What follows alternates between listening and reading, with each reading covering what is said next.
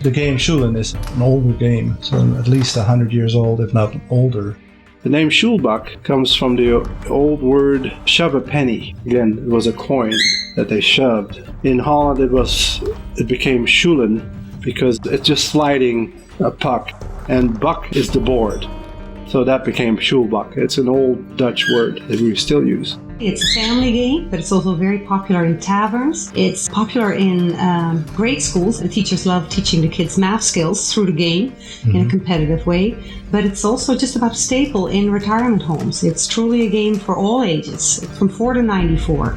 In Holland, there are Sjoelen leagues. There's clubs, and then they have tournaments. They have a Dutch national tournament to become the Dutch national champion in men or women. And you even have a World Cup. There's about 5, 6, 7 different countries that participate in that tournament.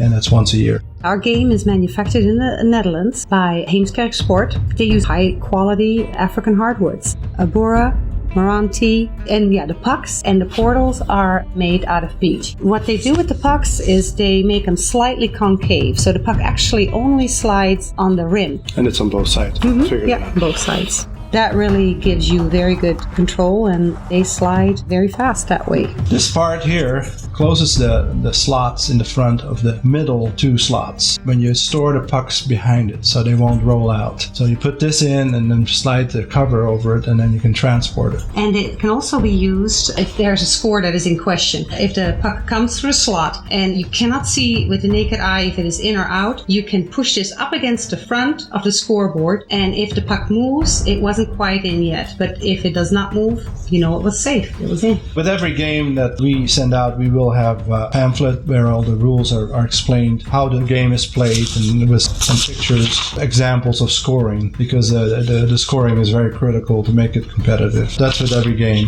within the slots. You play the game with 30 pucks and you aim for the slots. Now every slot has a point value on it. The object of the game is not just to get as many in there as you can, but you want to score in sets. Because every time you have a set, which is 1 in every slot, you have a double score. Pucks that are not part of a set do count, but they only count as face value, whatever the points are on the front of your slot. When you start out with a clear board, you want to ease the pucks on the board. Slide very softly and very slowly and just aim for the slots.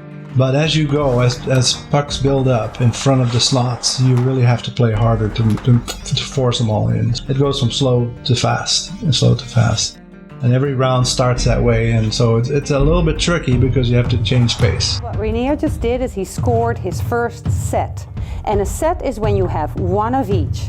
When you look at the point system up front, 1, 4, 3, and 2, that totals 10 points. But when you have 1 of each, it's 20 points. It's a double score. These do count, but they just count at face value until they become part of another set. You can have as many players as you want to. Just every player takes their turn. So you can play it with 2 people, you can play it with 6 people, you can play it with more. You can be playing it all night long and just take turns. And of course you can play it by yourself because you always want to better your last score. At this point of the game, everything that's in stays in, and every puck that did not cross this bar comes back for a third turn. There's a quirky rule in Sjoelen where a puck lands kind of like this on another puck. And this is called a bok in Dutch. It's a goat. You get this puck back. So that is a kind of a freebie that you can play again. Many people are interested in our folded version. When they build the foldable board, they start out with a traditional board and then they cut it in half. So it's always a perfect fit. Then they add the hinges. They make the half of the board that's closest to your body slightly higher than the second half. So it's a very smooth surface to be playing on. And a lot of people do like that foldable board when they want to take the game places. What I like about a traditional board is it's a beautiful product to look at. It's made out of beautiful hardwoods, so it looks great in a family room. It looks great up against a wall, but if you do need it out of sight, it does not take up a lot of space either. We like to tell our friends to use a little bit of furniture polish. A spray polish works best. Just buff it out real well with a terry cloth. That keeps the board real clean and dust-free and very slick. Or you can use potato starch, which is what the Dutch like to use to make it slick. That's the key. The perfect score is 148, which means 7 complete sets, and the 2 final pucks end up in the 4. 148. All right, that's it. This one didn't quite make it in, but he has 5 complete sets, so 5 times 20, 100 points.